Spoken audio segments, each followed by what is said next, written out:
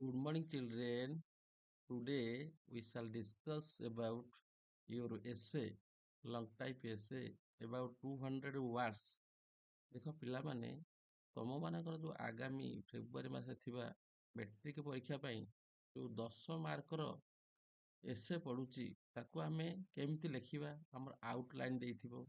ଏଇଠି ତମ ପାଇଁ ଗୋଟେ ଗ୍ୟାରେଣ୍ଟି ସହ 100% ଗ୍ୟାରେଣ୍ଟି ସହ ଗୋଟେ ତମର ଏସେ ତମକୁ ଜଣେଇ ଦିଆଯିବ। ଏଇ ଏସେରୁ ଆପଣ ତମମାନେ ଜାଣିପାରିବ ଯେ ଏଇ ଟାଇପର ଆମେ ସେ ପଢିବ ଆଉ ଆମେ ସେମିତିଆ ପଢିବା।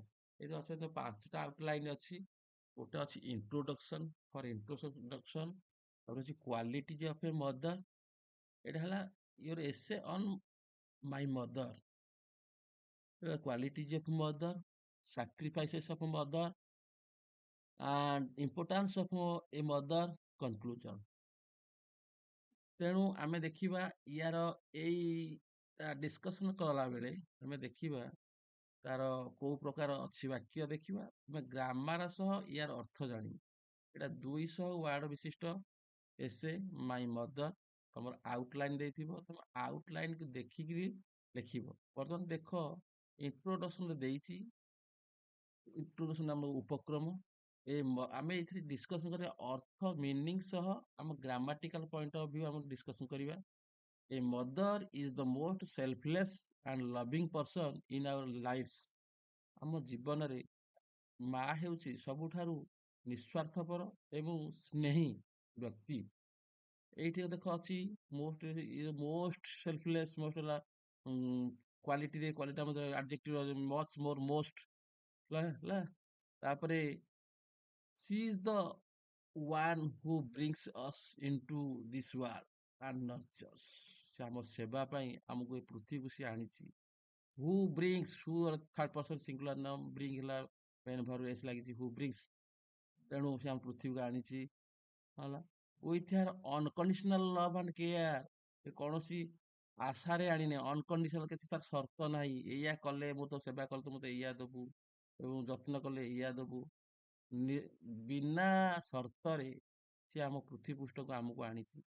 ଏ ମଦର୍ସ ଲଭ୍ ଇଜ ଅନପ୍ୟାରାଲେଲ୍ଡ, ଅସମାନ୍ତରାଳ, ଠିକଟା ଯୋଉଟା, and her presence makes our lives richer and more meaningful. ତାର ଉପସ୍ଥିତିଟା, ମା ଥିଲେ ଆମର ଜୀବନଟା, presence makes our lives richer, ଆମକୁ ଧନୀ ହେଲା ଭଳିଆ ଲାଗେ, ଭଲ ଲାଗେ, ଆଣ୍ଡ ମୋର ମିନିଙ୍ଗଫୁଲ, ଏବଂ ଅର୍ଥପୂର୍ଣ୍ଣ ଲାଗେ। ମାର ଉପସ୍ଥିତିଟା ଆମକୁ ବହୁତ ଭଲ ଲାଗେ। ତେଣୁ ଏଇଟା ହେଲା introduction for your introduction. For second outline, qualities of a mother.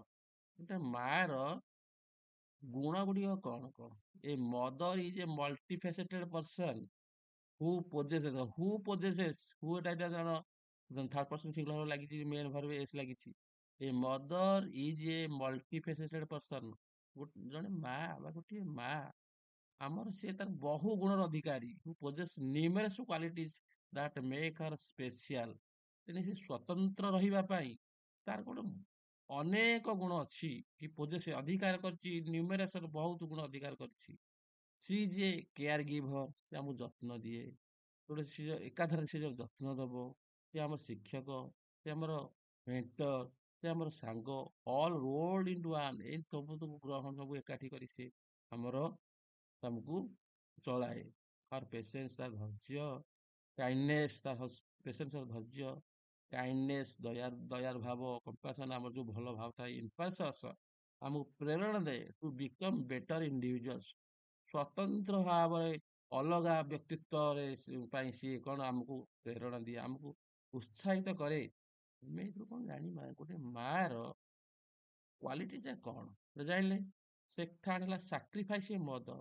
ଗୋଟେ ମା ମାନେ ତାର ପିଲା ପାଇଁ ସେ କେମିତି ଜୀବନଟାକୁ ଉତ୍ସର୍ଗ କରେ। ସାକ୍ରିଫାଇସ୍ ମିନ୍ସ, ସାକ୍ରିଫାଇସ୍ ଅର୍ଥ ଆମେ ଉତ୍ସର୍ଗ କରିବା, ତା ଜୀବନକୁ ସେ ତ୍ୟାଗ କେମିତି କରେ। ଏ ମଦର ମେକ୍ସ କାଉଣ୍ଟଲେସ୍ ସାକ୍ରିଫାଇସେସ୍ ଫର ହର ଚିଲଡ୍ରେନ୍। ସେ ତାର ମାନେ ତମେ ଆଉ ଗଣି ପାରିବନି, ସେ ତାର ସାକ୍ରିଫାଇସ୍ ଏତିକି, ସେ ପ୍ରତ୍ୟେକ କ୍ଷେତ୍ରରେ ସାକ୍ରିଫାଇସ୍ କରେ ତାର ପିଲା ପାଇଁ। ତାର ପିଲା ପାଇଁ ସେ ଏତେ, ଏ ମଦର ମେକ୍ସ, ଏ ମଦର ତୃତୀୟ ପୁରୁଷ ଏକବଚନ ମେକ୍ସ। ଆମେ ଯଦି ଗ୍ରାମାର ପଏଣ୍ଟ ଅଫ୍ ଦେଖିବା, ଏ ମଦର ହେଲା ଆମ ତୃତୀୟ ପୁରୁଷ ଏକବଚନ। ଯଦି କର୍ତ୍ତା ତୃତୀୟ ପୁରୁଷ ଏକବଚନ ହେଇଥାଏ, if the subject is third person singular number, the main verb takes s or es। এই ক্ষেত্রে মেকটা মেক্স হଉଛି ବେଳେ ବେଳେ মেকটা s ଖାଲି ଲାଗିଲା, ଗୋଟେ ক্ষেত্রে es like go goes, ତେଣୁ countless sacrifice for her children। She puts their needs before her own and works tirelessly to provide them with the best possible life। She puts their needs, ସେ ତାର ଆବଶ୍ୟକତା ଯୋଗାଇ ଦେବେ before Har on, ତାର ନିଜରୁ, works ଟାୟାରଲେସଲି। Tyre ଆମେ ଗୋଟେ କାମ କଲେ ଆମକୁ କ୍ଳାନ୍ତ ହେଇଯାଏ, ସେ କିନ୍ତୁ ବିନା ଅକ୍ଳାନ୍ତ ଭାବରେ ମାନେ ବିଶ୍ରାମ ନ ନେଇକି ୱାର୍କସ୍ କାମ କରେ ଟୁ ପ୍ରୋଭାଇଡ ଦେମ୍, ଯୋଗେଇବା ପାଇଁ with the best possible of life, ଜୀବନରେ ସବୁଠାରୁ ଭଲ ସମ୍ଭାବ୍ୟ ବା ସବୁ ଭଲ ହେବା ପାଇଁ ସେ ଯୋଗାଇଥାଏ। ହର ସେଲ୍ଫଲେସନେସ୍, ତାର ନିଃସ୍ୱାର୍ଥପରତା, ଆଣ୍ଡ ଡିଭୋସନ, ତାର ଯୋଉ ଭକ୍ତି ଯୋଉଟା ଯୋଉଟା ଭଲ ଭାବଟା, ତାର କନଷ୍ଟାଣ୍ଟ ସୋର୍ସ ଅଫ୍ ଇନ୍ସପିରେସନ ଫର ଅସ୍, ଆମ ପାଇଁ ଗୋଟେ ସ୍ଥିର ସମ୍ବଳ ଯୋଗାଇଥାଏ। ଇମ୍ପୋର୍ଟାନ୍ସ ଅଫ୍ ଏ ମଦର, ମାର ପ୍ରାଧାନ୍ୟ କଣ, ଗୁରୁତ୍ୱ କେତେ? A mother plays a vital role in shaping our lives, ଆମ ଜୀବନ କ୍ଷେତ୍ରରେ ତାର ଗୋଟେ ମହତ୍ୱପୂର୍ଣ୍ଣ ଭୂମିକା ଥାଏ, ହେଲା। ମହତ୍ୱପୂର୍ଣ୍ଣ ଭୂମିକାରେ ସେ ପ୍ଲେଜରେ ଖେଳିବାନି, ତାର ଭୂମିକା ଥାଏ। Helping us become responsible citizens, ଏବଂ ଆମ୍ଭମାନଙ୍କୁ ଜଣେ ଦାୟିତ୍ୱପୂର୍ଣ୍ଣ ନାଗରିକ ହିସାବରେ ସିଏ କଣ ସାହାଯ୍ୟ କରେ। Helping us become responsible citizens. Her influence on our thoughts, ତାର ଆମର ଭାବନା, ମୂଲ୍ୟ, ଥଟ୍ସ ଭାବନା, ଭାଲ୍ୟୁସ୍ ମୂଲ୍ୟ, ଏବଂ ବିଲିଫ୍ସ ଇନ୍ ଇମେନ୍ସ, ଆମର ବିଶ୍ୱାସ ଉପରେ ତାର ବହୁତ ପ୍ରଭାବ ପଡ଼େ। ଇନଫ୍ଲୁଏନ୍ସର ପ୍ରଭାବ ପଡ଼େ।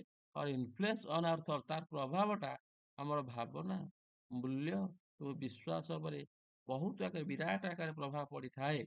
ଇଜ୍ ଇମେନ୍ସ, ବିରାଟ ଆକାରରେ ପଡ଼ିଥାଏ। ସି ଟିଚେସ୍ ଅସ୍, ସି ତୃତୀୟ ପୁରୁଷ ଏକବଚନ ଟିଚେସ୍, ଟିଚରୁ ଇଏସ୍ ଲାଗିଲା, ଏସ୍ ଲାଗିଲା, ଇଏସ୍ ଟିଚେସ୍, ଟିଚେସ୍ ଅସ୍, ଆମକୁ ସେ ଶିକ୍ଷା ଦେଏ। ଅସ୍ ଇମ୍ପୋର୍ଟାଣ୍ଟ ଲାଇଫ୍ ଲେସନ୍ସ, ଆମ ଜୀବନର ପାଠ, ଇମ୍ପୋର୍ଟାଣ୍ଟ ଲାଇଫ୍ ଲେସନ୍ସ, ଜୀବନ ପାଠ, ଗୁରୁତ୍ୱପୂର୍ଣ୍ଣ ଜୀବନ ପାଠକୁ ସେ ଆମକୁ ଶିକ୍ଷା ଦିଏ।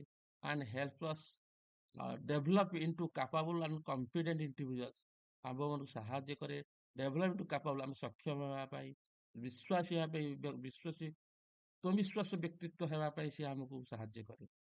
ଏସରେ ହେଲା ଆମର ପଞ୍ଚମ ଆଉଟଲାଇନ୍ ହେଲା କନକ୍ଲୁଜନ, ଆମର ଉପସଂହାର ବା ସିଦ୍ଧାନ୍ତ କଣ? In conclusion, a mother is a precious gift to us. ଉପସଂହାରରେ ବା ସିଦ୍ଧାନ୍ତରେ ସେ କଣ ନା, ଆମ ମା ଜଣେ ଆମ ପାଇଁ ଗୋଟେ, ଆମମାନଙ୍କ ପାଇଁ ଗୋଟେ ମୂଲ୍ୟବାନ ଦାନ। ଗିଫ୍ଟ ତ ଦାନ କରୁଛେ, ଉପହାର, ମୂଲ୍ୟବାନ ଉପହାର। ହର ଲଭ୍, କେୟାର ଆଣ୍ଡ ସାକ୍ରିଫାଇସେସ୍, ତାର ସ୍ନେହ, ଯତ୍ନ ଏବଂ ଉତ୍ସର୍ଗ ମେକ୍ ଆୱାର ଲିଭ୍ସ ରିଚର, ଆମର ଜୀବନକୁ ସେ ଧନୀ କରିଥାଏ, ଉଜ୍ଜୀବିତ କରିଥାଏ, ମାନେ କଣ ଧନାଢ୍ୟ କରିଥାଏ, ଏବଂ ମୋର ମିନିଂଫୁଲ, ଏବଂ ବହୁତ ଅର୍ଥପୂର୍ଣ୍ଣ କରିଥାଏ, ଅଧିକ ଅର୍ଥପୂର୍ଣ୍ଣ କରିଥାଏ। We should always, we should ଆମର ମୋଡାଲ ଭର୍ବ ଲାଗି ସୁଡ୍, ଅଲୱେଜ ଚେରିଶ, ଆମକୁ ଖୁସି କରିଥାଏ। Respect our mothers, we should always cherish, ଆମେ ଆନନ୍ଦିତ ହେବା କଥା। ରେସ୍ପେକ୍ଟ ଆୱାର ମଦର, ଆମ ମାଙ୍କୁ ଆମେ ସମ୍ମାନ ଦେବା କଥା। Strive to make them proud of us, ଆମମାନଙ୍କ ପାଇଁ ସେ ଗର୍ବିତ ହେବା, ଆମକୁ ଗର୍ବିତ କରିବା କଥା, ବା ଆମେ ଗର୍ବିତ। ପିଲାମାନେ ଏମିତି ତମର, ତମେ ଆଗ ଆଉଟଲାଇନ୍ ଦେଖିବ, ସିମ୍ପଲ ଲେଖିବ, ଦେଖିବ,